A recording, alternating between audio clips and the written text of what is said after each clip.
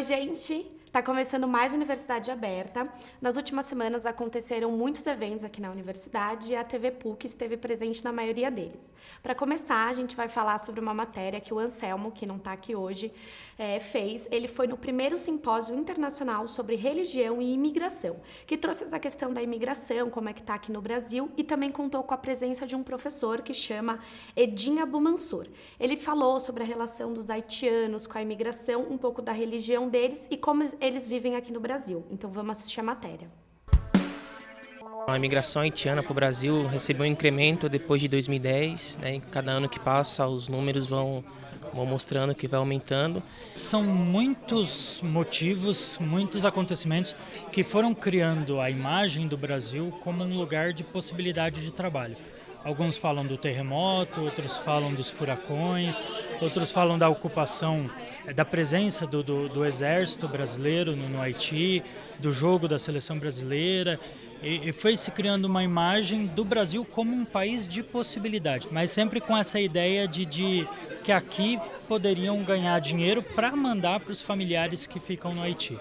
Quando eles chegam aqui, eles percebem que não é tão simples assim. A projeção deles é de ganhar cerca de $1.000 por mês.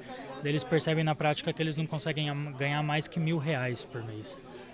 Uma rota que foi se consolidada devido também à dificuldade com a documentação, com o visto humanitário, é essa do Haiti ou República Dominicana, aéreo, Peru, Equador, Bolívia, países de fronteira com o norte do Brasil. E aí entrando no Brasil, geralmente eles procuram sul e sudeste. Nem sempre quem vem para São Paulo fica aqui, vai para outros estados, um pouco de acordo com as ofertas de trabalho que vai condicionando a presença haitiana no Brasil.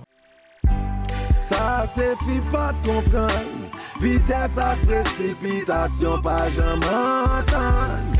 Kat kounya li pran cabane, pa gen garçon qui vin demander ça la panne.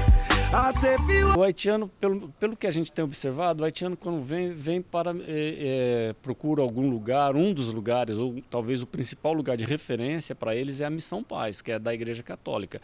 E lá você vai encontrar pentecostais, evangélicos, outros e católicos também. Há haitianos que procuram igrejas brasileiras para congregar, mas não é na mesma proporção, no mesmo volume que a gente vê a criação de igrejas de haitianos, sejam elas pentecostais, evangélicas ou outras, enfim.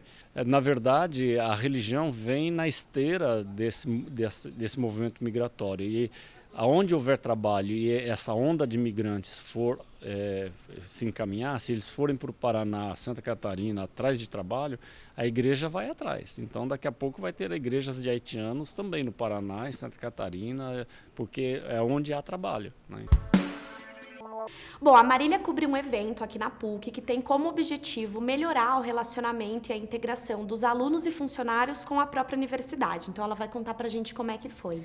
Então, gente, o evento chama Diálogos Dramáticos, né? E como a Carol disse, ele tem esse objetivo de melhorar ou até mesmo produzir o diálogo dos alunos e dos outros cidadãos acadêmicos com a universidade. E o legal é que, para atingir esse objetivo, eles usam teatro. E eu pude participar do evento, né? E foi bem legal. A gente fez várias aulas de teatro, improvisação, essas coisas.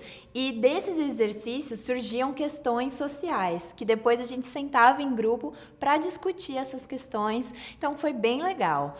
O evento foi coordenado pela professora Márcia Almeida Batista, juntamente com os ex-alunos e consultores Raul Araújo e Cida Davoli. Vamos ver a matéria. O objetivo desse evento é a gente começar a trabalhar com a comunidade de uma forma a fazê-la refletir qual é a sua posição dentro da universidade, como cidadão, para poder ser mais do que apenas mero consumidor do ensino que a universidade produz ou promove. Então, a ideia é a gente poder fazer com que a comunidade da PUC, mais amplamente do que só os alunos, possam vir trazer suas questões, refletir soluções e não apenas ficar reproduzindo sistematicamente o conhecimento que está dentro da sala de aula. A proposta é da gente criar maneiras de discussão sobre questões importantes para os alunos, não é? Que acontece no cotidiano, um momento de parar e olhar para as questões da universidade, da sociedade, e utilizando a linguagem do teatro, não é? E do psicodrama. O teatro originalmente é esse lugar de onde se vê, né, do grego. Então, para a gente ter um espaço para olhar para essas questões. Quem tem aderido são os alunos. Os professores às vezes aderem na forma de falar para o aluno, olha, vai lá ver e tal. A ideia é que a gente possa ampliar para ter um lugar onde a gente trabalha as questões da universidade. Passar de um falar vazio de a PUC é nossa para efetivamente a gente se apropriar da PUC. O evento Diálogos Dramáticos utiliza diversos exercícios de teatro para trabalhar e discutir questões sociais que emergem do grupo. Além de me ajudar a refletir sobre as questões que são propostas na dinâmica, me ajuda também na timidez um pouco, né, quando a gente faz essa questão de grupos. E, além disso, é bem relaxante, porque eu saio da aula, tipo, um dia inteiro de aula, e aí eu venho aqui.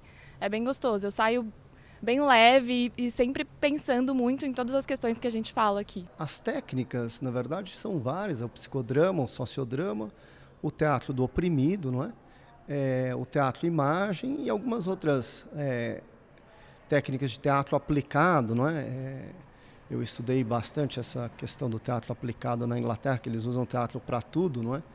E a gente usa o Blag, algumas outras técnicas para gerar essa discussão. De fato, eu vejo que isso que eles têm a oportunidade de oferecer aqui é uma rica oportunidade de aprendizagem e de uma vivência concreta de uma possibilidade de intervenção, de uma possibilidade de atuação, de uma possibilidade de trabalho que é muito utilizada e muito necessária lá fora, eu diria, no meu contexto de trabalho, isso é uma prática muito eficiente. E aqui também é uma oportunidade, é uma escola, uma das principais escolas do Brasil reconhecida nesse setor. Eu acho que nós temos um grande número de alunos que, de alguma maneira, têm com a relação com a faculdade uma relação de consumo. Não é só uma questão do aluno, é uma questão do cidadão de hoje, né? A gente tem muito pouca percepção de que a nossa ação ela tem uma repercussão para além das nossas relações íntimas. Bom, a relação entre política e religião tem chamado muita atenção aqui no Brasil nos últimos tempos. E o Rafa foi cobrir um evento aqui na PUC que fala exatamente sobre essa relação. Então, como é que foi, Rafa? É isso mesmo, Carol. A crescente atuação da bancada evangélica no Congresso Nacional está impressionando muito. Por esse motivo, a TV PUC esteve presente no evento que abordou essa temática. No Auditório 100 do Campus Monte Alegre, foi realizada a conferência As Complexas Relações entre Religião e Política, na qual foram abordados os papéis desempenhados pela bancada evangélica na Câmara Federal. A bancada evangélica é um grupo de várias denominações e que elas têm várias frentes de ação, né, com pautas bem conservadoras. Atualmente ela só está crescendo nos últimos anos, alcançando 66 deputados no Congresso, sendo que por volta um pouco mais de 50 faz parte dessa bancada. Os evangélicos apresentam inúmeras dimensões ideológicas no discurso político. Um dos elementos ideológicos é a manutenção da ordem moral e da ordem social. Então é uma bancada pouco propositiva, que mais age para combater e impedir transformações efetivas, tanto na ordem política, social e moral do país, do que propriamente produz proposições e elaboração de novos projetos. A pauta deles, por ser baseada num conservadorismo e prestes à religião, é uma pauta moral, a princípio moral. Então pega temas como, por exemplo, prostituição, uso de drogas, pedofilia, esses temas, e outros como aborto, toda a questão moral. A bancada evangélica ela não é tão volumosa assim. Eu acho que as suas estratégias políticas, suas estratégias de articulação é que têm sido eficientes. Então, nessas pautas conservadoras, elas se articulam com os parlamentares católicos e com outras bancadas mais conservadoras para garantir o impedimento de alguns projetos, da aprovação e da tramitação de alguns projetos e a aprovação de outros. Dentre os maiores expoentes da bancada evangélica, 2 estão em evidência na atualidade. São eles os deputados federais Marco Feliciano e Eduardo Cunha. O Feliciano ele ganhou destaque nos últimos anos devido à presidência da Câmara dos Direitos Humanos, né, da Comissão de Direitos Humanos, e o Eduardo Cunha, presidente da Câmara.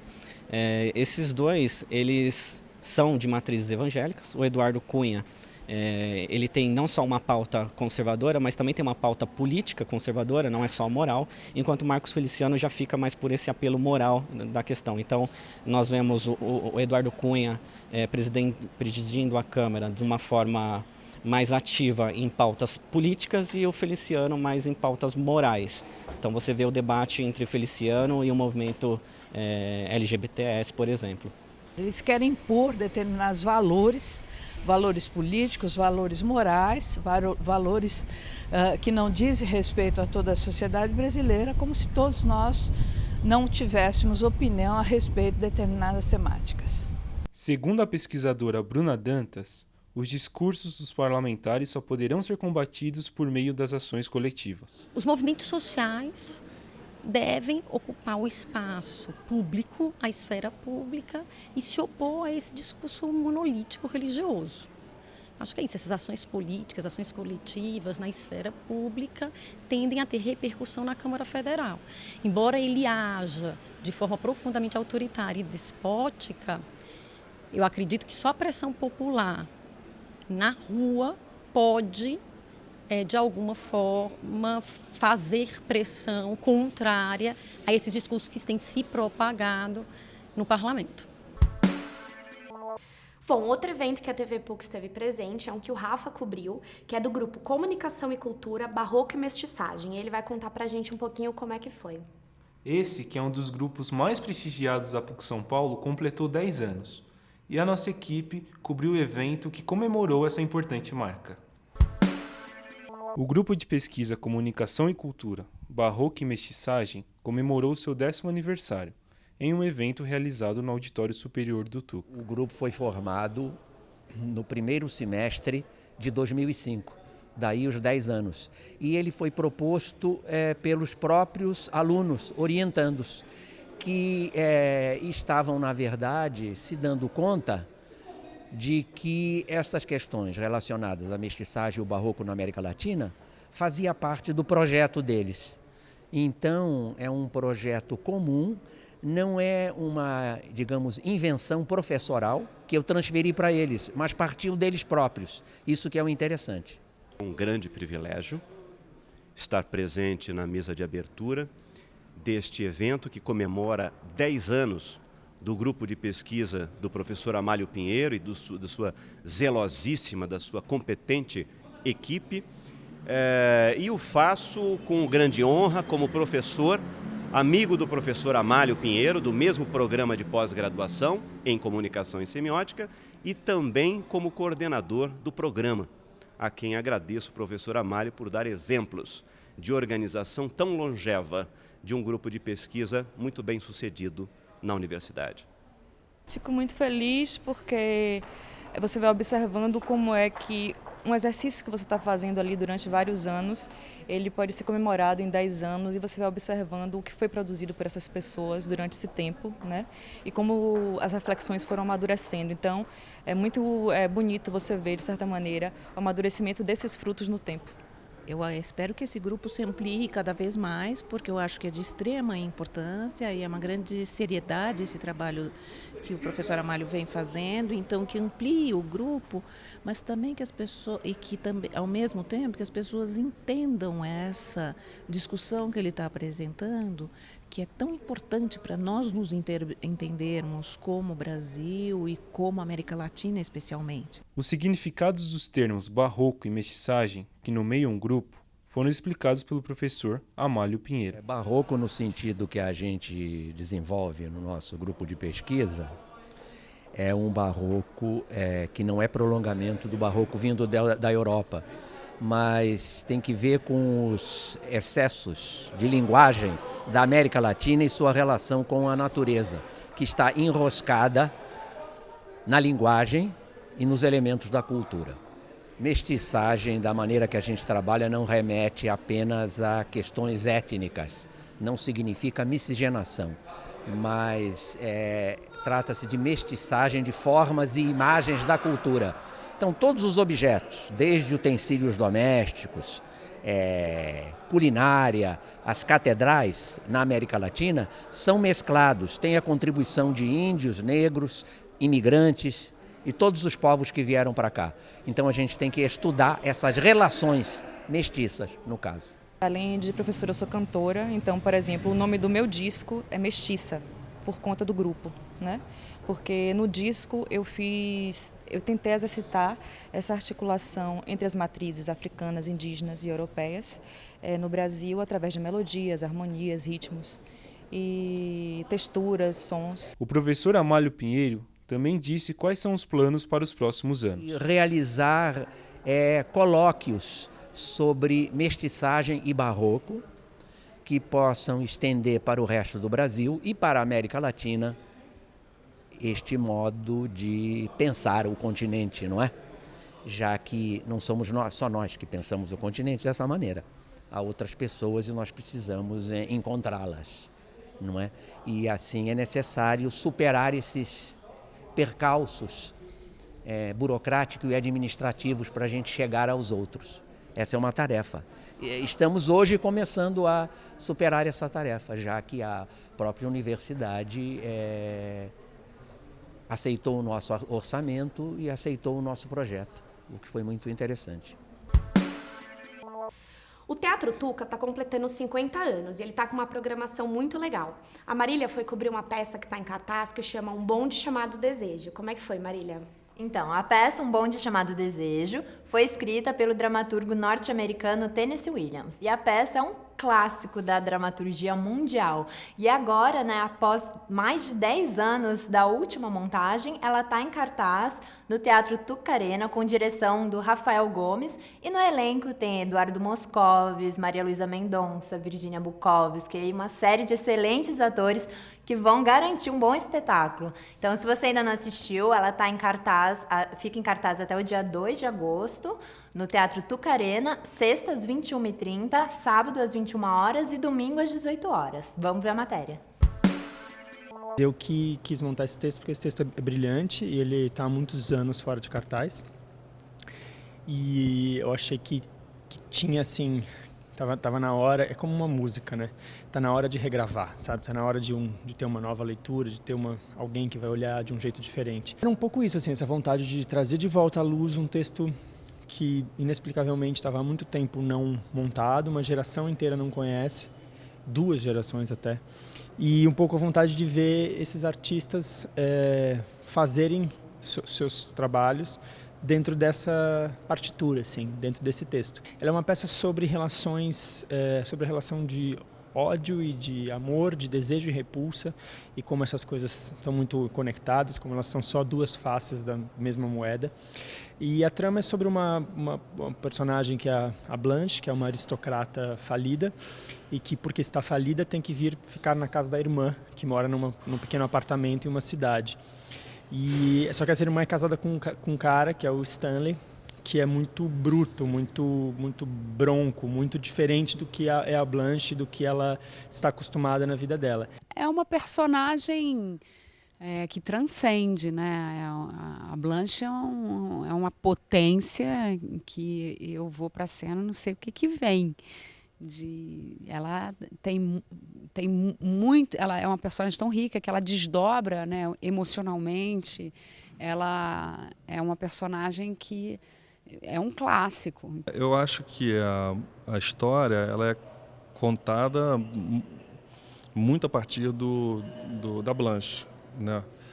Então todos os personagens meio que se relacionam com ela, né? Ela é o polo ativo, né, de ação e reação. Então a Maria, como todos nós, né, assim, mas a Maria principalmente porque ela tem um volume de texto muito grande, ela fez um trabalho muito profundo. O Du é um ator sério, assim, um ator interessado na pesquisa teatral, um ator que vem do teatro.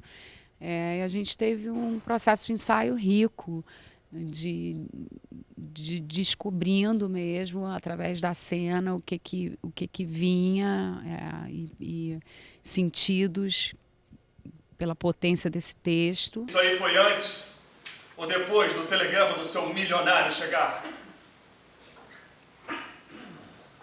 Foi antes, porque, na verdade... Na verdade, não existe telegrama nenhum. Na verdade, não existe milionário nenhum. E, na verdade, Mitch não voltou com rosas porque eu sei onde ele está. Na verdade, não existe nada além da sua imaginação. E acabou que a gente fez um trabalho bastante coletivo mesmo, né?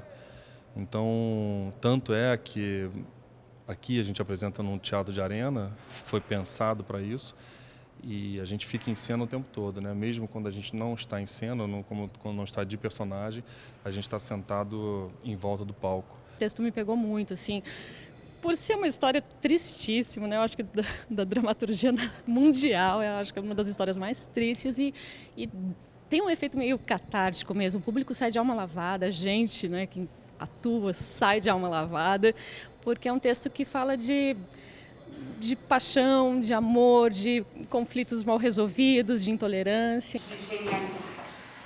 Ei! As fêmeas aí dentro podem parar de cacarejar, não? Dá nem pra ouvir. Você tá me ouvindo? Eu tô te ouvindo. Então eu tô mandando calar a boca! A casa é minha, eu falo quando eu quiser. Ela ser montada hoje, ela faz com que a gente reflita que a base das relações, ou as bases das relações, né, amorosas e familiares, elas continuam as mesmas, né, correndo os mesmos riscos, as mesmas instabilidades. A gente só está encenando porque ela é sobre o humano, sobre a humanidade. Nesse sentido, ela é e acho que vai ser por muito tempo extremamente atual. Acho que a importância é fazer com que o público de hoje, 2015, possa assistir primeiro, né, ter contato com o texto, com uma montagem e que isso faça o público refletir a partir daí. Os entrevistados também falaram sobre a sensação de fazer parte dos 50 anos do Teatro Tuca. Eu me sinto muito honrado, na verdade, né? Porque esse teatro é de uma importância assim incalculável para a história do teatro paulistano, na verdade eu sempre fui espectador. Eu sou diretor, eu trabalho com isso porque eu fui espectador e ainda sou, e gosto muito de ver. Então está passando para o outro lado, para o lado de dentro, podendo dirigir um espetáculo.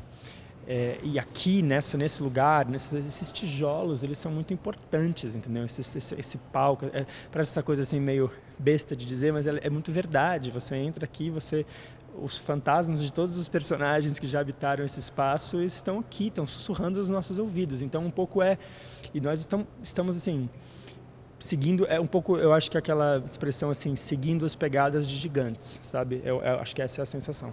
É um teatro que tem uma história muito grande, é um teatro representativo, né? A gente tem um carinho muito grande por ele.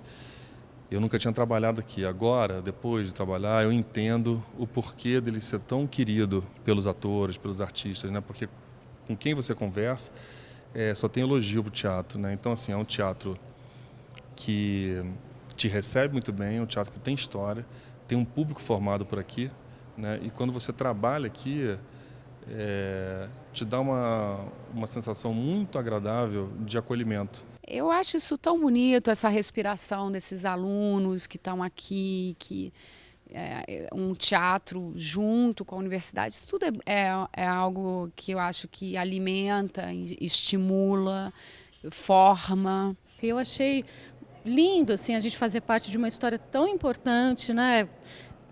Palco de tantas manifestações políticas e artísticas. É uma honra, né, fazer parte de uma história do tamanho da importância que é a história do Tuca.